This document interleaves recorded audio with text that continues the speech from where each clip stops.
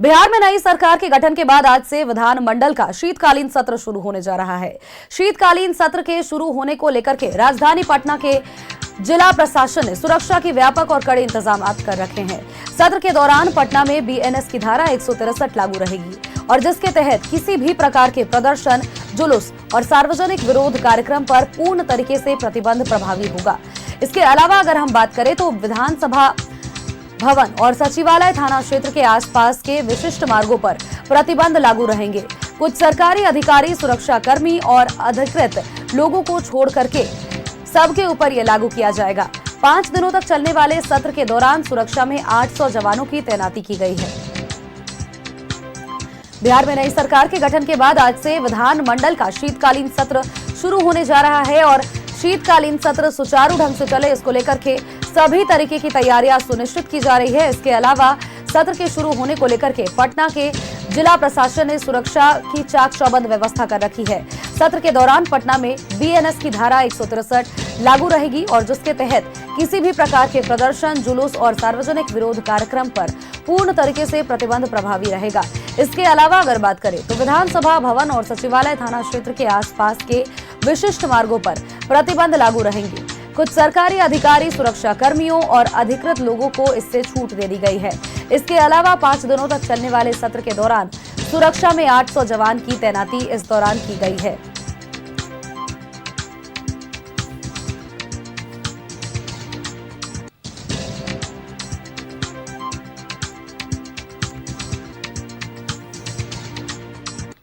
नई सरकार के गठन के बाद ये पहला विधानमंडल की बैठक होने वाली है, अहम बैठक होने वाली है। आज से बिहार विधानसभा का शीतकालीन सत्र शुरू हो रहा है और पटना में 5 दिसंबर तक धारा 163 इन कुछ जगहों पर, चिन्हित जगहों पर लागू रहेगी।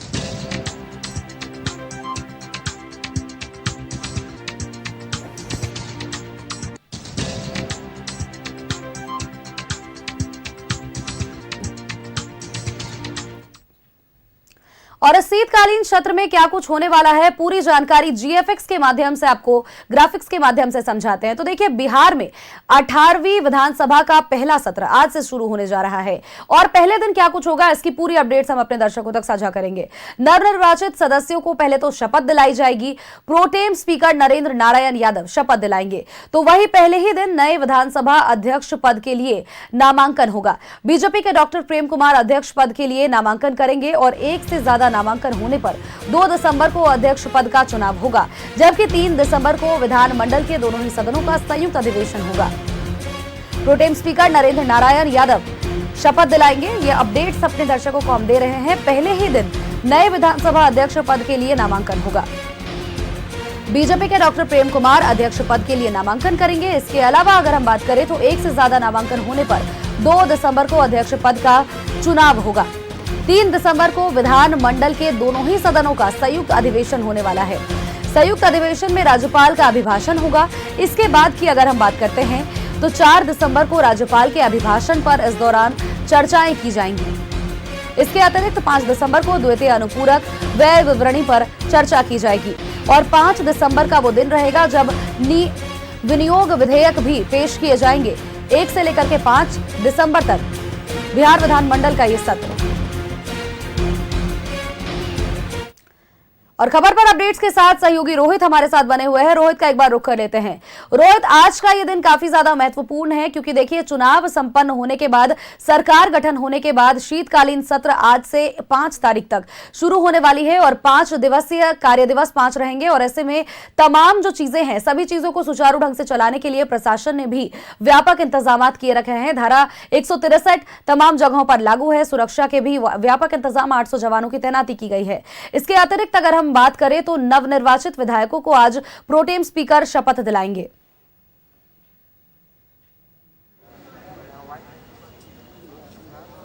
जी बिल्कुल, देखिए इस वक्त मेरी मौजूदगी भी बिहार विधानसभा के अंदर है और आपको बता दें कि देखिए, आज से बिहार विधानसभा का जो शीतकालीन सत्र है उस शीतकालीन सत्र की आज से शुरुआत हो गई है और 5 दिनों का ये कार्य दिवस है और 5 दिसंबर तक ये शीतकालीन सत्र चलेगा और ऐसे में जो 243 जो नवनिर्वाचित जो विधायक हैं उन तमाम विधायकों को आज जो प्रोटेम स्पीकर हैं नगेंद्र नारायण यादव, आज उनके द्वारा उन तमाम विधायकों को शपथ दिलाई जाएगी।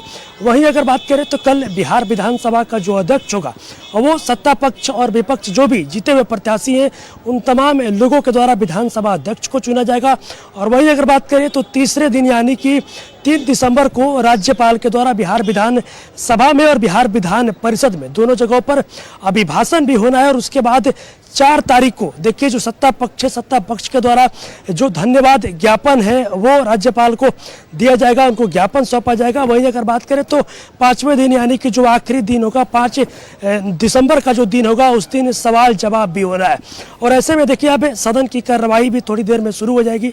तमाम जो जीते हुए प्रत्याशी हैं वो अब सदन पहुंचने लगे हैं। मंत्री श्रवण कुमार भी पहुंचे हैं और भी तमाम जो लोग हैं वो यहाँ पर पहुंचने लगे हैं। वहीं देख सकते हैं आप किस तरीके से अगर सुरक्षा व्यवस्था की बात की जाए तो भारी संख्या में पुलिस बल की तैनाती भी कर दी गई और 800 की संख्या में पुलिस बल के जो जवान हैं वो तैनात कर दिए गए। और देख सकते हैं सीधा जो तस्वीरें हैं वो किस तरीके से बिहार विधानसभा में अब जो भी जीते हुए प्रत्याशी हैं तमाम लोगों का जो आने का है वो शुरू हो गया। और थोड़ी ही देर के बाद मुख्यमंत्री नीतीश कुमार भी पहुंचेंगे। और आज का दिन काफ़ी महत्वपूर्ण है और क्योंकि आज शपथ ग्रहण समारोह भी होना है और जो भी नवनिर्वाचित जो भी जीते हुए 243 जो विधायक हैं उन तमाम विधायकों को कहीं ना कहीं आज जो प्रोटेम स्पीकर हैं उनके द्वारा आज शपथ भी दिलाई जाएगी। अब तस्वीरों के माध्यम से देख सकते हैं किस तरीके से तमाम जो गाड़ियाँ हैं वो आने लगी है, तमाम जो लोग हैं वो यहाँ पर पहुँचने लगे हैं। और सीधा जो तस्वीर है भारी संख्या में अगर बात की जाए तो देखिए जो बिहार विधानसभा के जो मार्शल होते हैं वो भी तैनात है, पुलिस की भी यहाँ पर तैनाती की गई है। और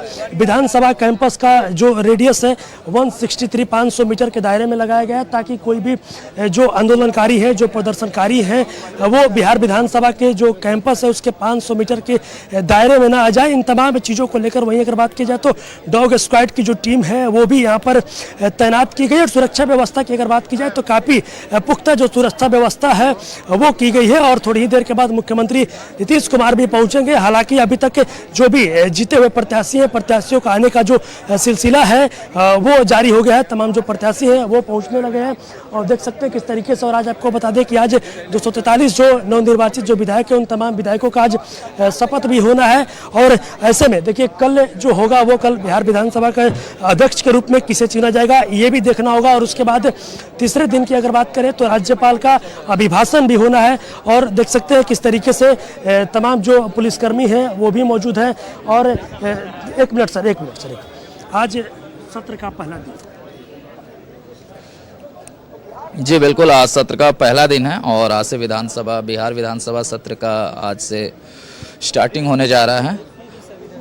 और हम लोग आज पहली बार चुनाव जीत करके लोक जनशक्ति पार्टी रामविलास से हमारा दरौली विधानसभा से चुन करके यहाँ आए हैं। एक बहुत ही नया अनुभव है और बहुत कुछ यहाँ से सीखने को मिलेगा। आप यहाँ पे यंग भी दिख रहा है।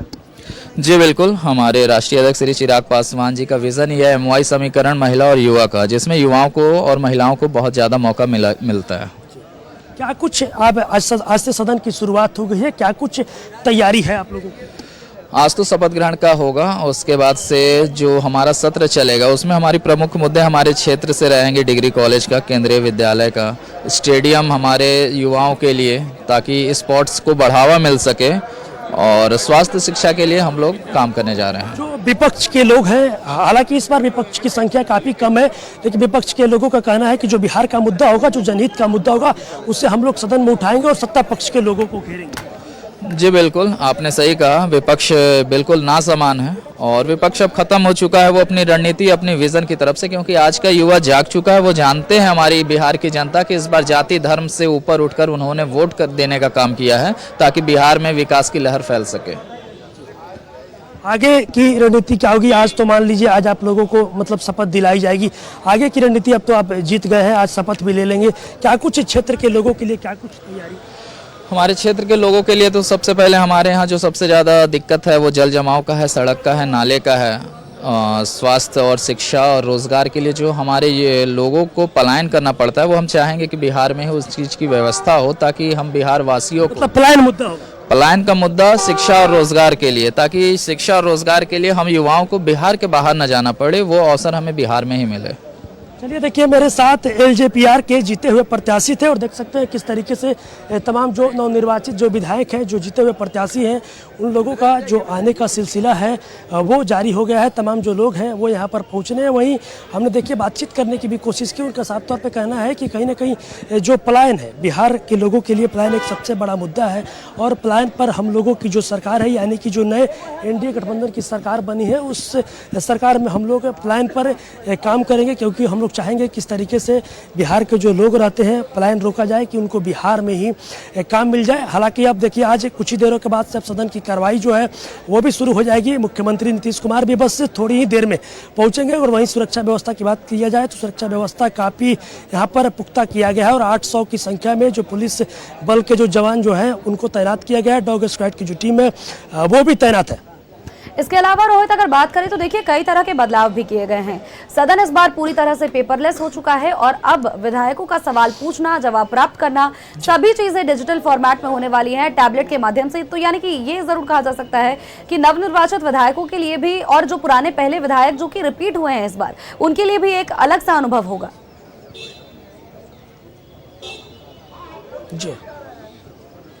जी बिल्कुल, आपने सही कहा कि इस बार का जो सत्र होगा वो पूरी तरीके से पेपरलेस हो गया है।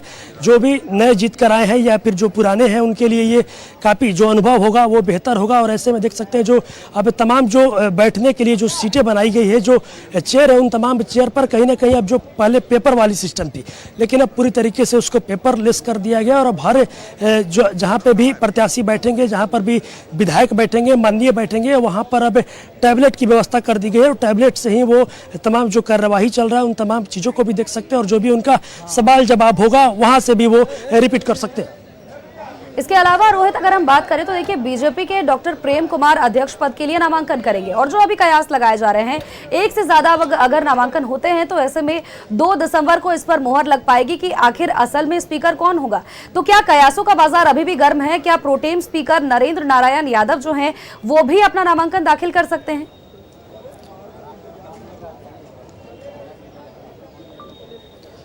जी बिल्कुल, आपने सही कहा। देखिए स्पीकर पद की अगर बात की जाए तो स्पीकर पद जो है वो बीजेपी लगातार अपने पास रखना चाहती है। और देखिए स्पीकर पद को लेकर जो जेडीयू और बीजेपी दोनों तरफ से जो अपनी बातें हैं वो दोनों तरफ से प्रस्ताव रखा गया था कि स्पीकर पद हमारे खेमे में आना चाहिए, हमारे खेमे में आना चाहिए। हालांकि इसको लेकर जो दिल्ली में केंद्रीय नेतृत्व की बैठक हुई जिसमें जेडीयू के शीर्ष नेतृत्व जो थे वो मौजूद थे, साथ ही साथ जो बीजेपी के शीर्ष नेतृत्व थे वो मौजूद थे। उसके बाद जो गृह विभाग है वो बीजेपी के खेमे में गया। और वहीं अगर बात की जाए तो जो देखिए जो स्पीकर का पद है वो अभी तक अगर जिस तरीके से राज्यपाल के द्वारा प्रोटेम स्पीकर के रूप में नरेंद्र नारायण यादव को रखा गया और आज वहीं जो स्पीकर जो तमाम जो नवनिर्वाचित जो विधायक है उन तमाम विधायकों को आज वहीं शपथ भी दिलाएंगे। हालांकि प्रेम कुमार के नामों को लेकर भी चर्चा काफ़ी तेज है, क्योंकि देखिए शुरू से ही जब नरेंद्र नारायण यादव को जब प्रोटेम स्पीकर नहीं राज्यपाल के द्वारा नियुक्त किया गया था उससे पहले ही प्रेम कुमार के नामों की चर्चा काफ़ी तेज थी। और प्रेम कुमार लगातार 10 बार से बीजेपी से जीते हुए प्रत्याशी हैं और काफी बड़ा चेहरा भी है बीजेपी में। ऐसे में प्रेम कुमार के नामों की चर्चा काफी तेज है। अब देखना सबसे आगे फिलहाल प्रेम कुमार का ही नाम चल रहा है। अब देखना यही होगा कि निष्कर्ष क्या कुछ निकलता है। बहुत बहुत शुक्रिया तमाम अपडेट्स, तमाम जानकारी हमारे दर्शकों तक साझा करने के लिए रोहित। देखिए तस्वीरें आपको दिखा रहे हैं जहां पर लगातार विधायकों के आने का सिलसिला जारी है। नवनिर्वाचित विधायकों को आज शपथ दिलाई जाएगी। शीतकालीन सत्र की शुरुआत हो चुकी है और ऐसे में आज का दिन बेहद अहम होने वाला है। थोड़ी देर में मुख्यमंत्री नीतीश कुमार की मौजूदगी दर्ज की जाएगी। लोगों के आने का सिलसिला लगातार जारी है। थोड़ी देर में शीतकालीन सत्र की शुरुआत होगी। बड़ी अपडेट अपने दर्शकों तक हम साझा कर रहे हैं जहां पर तमाम लोगों की मौजूदगी अब धीरे धीरे दर्ज की जा रही है और नवनिर्वाचित विधायक जो कि नए नए चुन करके आए हैं उनके मन में भी खासा उत्साह है। उनका भी ये जरूर कहना है कि इस सत्र से उन्हें सीखने को बहुत कुछ मिलेगा। कई लोगों के लिए एक नया अनुभव होगा क्योंकि कई नए ऐसे चेहरे हैं जो कि इस बार विधानसभा में सत्र में नजर आने वाले हैं।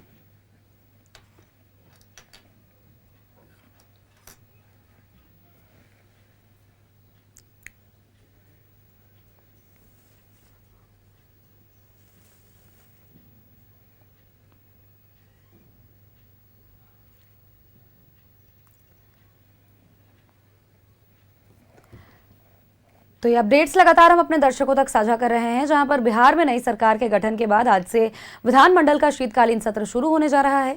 शीतकालीन सत्र के शुरू होने को लेकर के राजधानी पटना में सुरक्षा के व्यापक इंतजाम किए गए हैं और सत्र के दौरान पटना में बीएनएस की धारा 163 लागू रहेगी। और इसके अलावा बात करें तो प्रदर्शन, जुलूस और सार्वजनिक विरोध कार्यक्रम का पूर्ण तरीके से प्रतिबंध इस दौरान प्रभावी रहेगा। विधानसभा भवन और सचिवालय थाना क्षेत्र के आसपास विशिष्ट मार्गों पर प्रतिबंध रहेगा। हालांकि कुछ सरकारी अधिकारियों, सुरक्षा कर्मियों और अधिकृत लोगों के लिए इस पर छूट जरूर दी गई है। 5 दिनों तक चलने वाले इस सत्र के दौरान सुरक्षा के लिए 800 जवानों की तैनाती भी की गई है।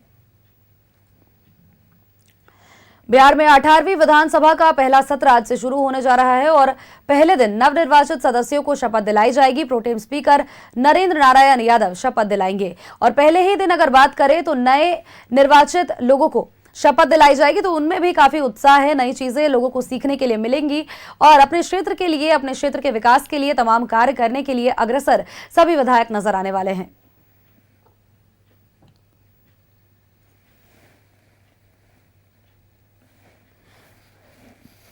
जनता की समस्या और बिहार में जो तरह तरह की समस्याएं अगर उत्पन्न हो रही हैं तो उनको लेकर के भी विधायक पटल पर अपनी बातों को रखते हुए नजर आएंगे। हालांकि आज शपथ ग्रहण होगा।